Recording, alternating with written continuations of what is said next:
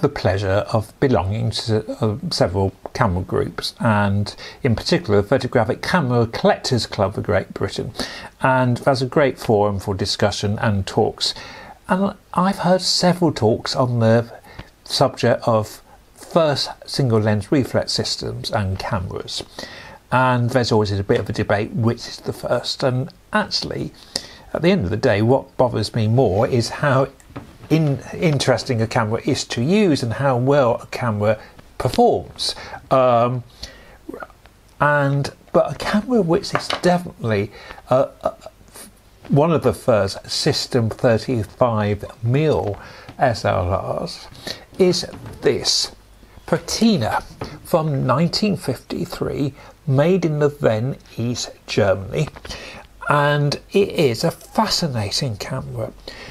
And if we look at the context of the early 50s, East Germany was very much producing some fantastic cameras, and they had that whole heritage in Dresden, and they were keen to get going after the war, and they were keen to take camera design further. And this camera in its day was considered very highly, and it was considered by many to be a professional camera, and it was a complete system. It has a removable back, it has a removable lens.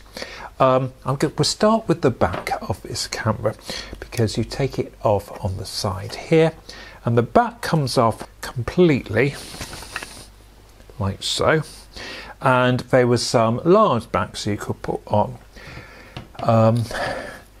I will admit I had a problem with this back in that I took one film and realised I hadn't put the back on properly, which is completely user fault, because actually it fits in very easily and there should be no problem. There's a little button on the end here, and that will release the printer prison, and you could have a raised, so you could look down or use this printer prison, which is beautifully engineered. The whole camera has a real feel of quality about it. The lenses, and this is a Tessa 2.8, the lenses were a bayonet, and this is, so it's really nice bayonet. It's a cross between what became the Canon bayonet, I think, in similar design. It's very easy to put on and turn. It has no meter, and it has got it's got lots of fascinating things, but there was a sort of fringe of photography that looked down at single lens reflex cameras because you missed that vital second. So this camera not only obviously is a single lens reflex camera, but we have a viewfinder. So you do have the option of putting it to your eye and keeping it to your eye in something like sports or wildlife photography. And I think there was only there's very few cameras like that. There are some, and I know some people will make a note of that. It does feel a little bit along that context line on the top. As I said, it's beautifully engineered. The rind on is still a knob rind on. We have an interesting range of shutter speeds. We have, I'm going to have to check this because I remember I got slightly confused with it. Yes, the shutter speeds are just below the rind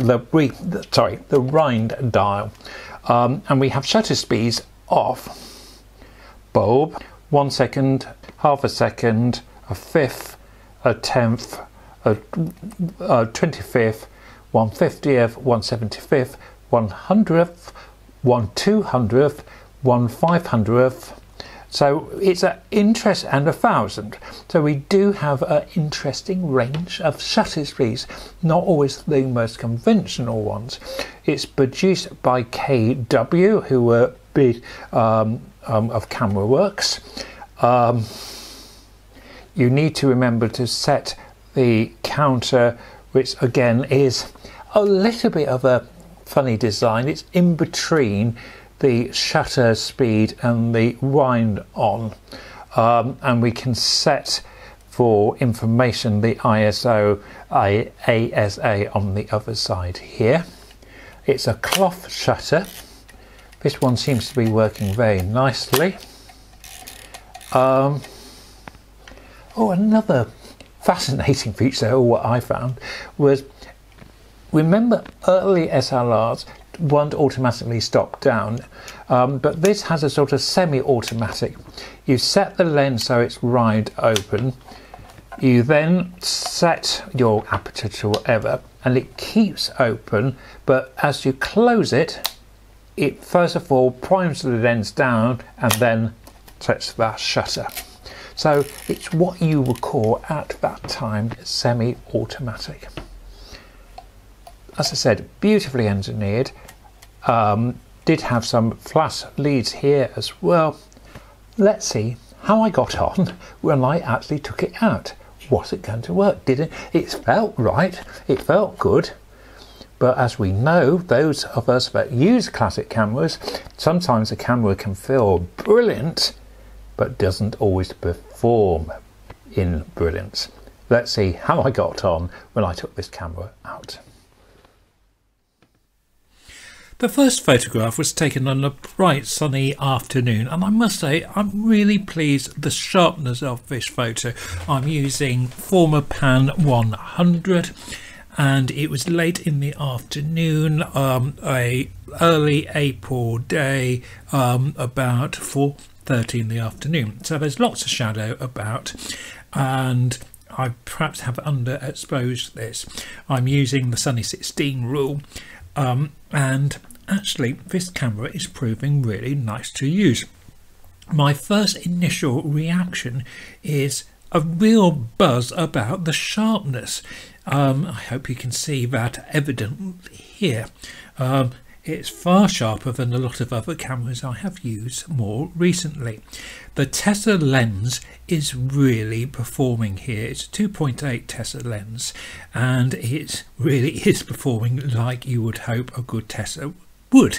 I mean, you can get variations on the Tessa lens, but I'm getting really good tonal range here, and I'm getting a real sharpness. I am at about f11. As I said, it was bright. The camera, it's not light to use, and I thought this semi-automatic diaphragm was going to be a pain, but it turned out to be really easy to use. And the brightness of the printer prism, when you've got the lens fully open, is absolutely fine for focusing. It actually focused very easily. You definitely felt that you were using a quality camera. In some odd ways, it very much reminded me of my Nikon F2. You see on this sign here, that clarity is fantastic, I think.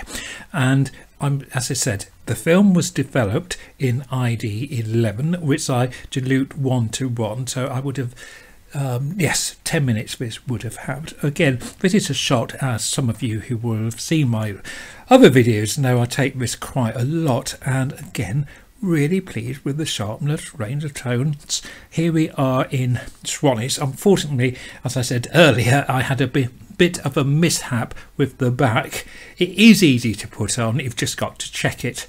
I wasn't used to the camera. This is the town hall in Swannies, which was a fantastic building brought back from London by George Burt. The camera is one I would definitely like to use again. I didn't feel at a disadvantage not having metering, a meter. I think you just have to be confident in using a meter. Here's the camera. This is one I think I'm going to keep for a bit. It's got another 90mm lens as well, which I'm looking forward for having a go at. Thank you for watching. Bye for now.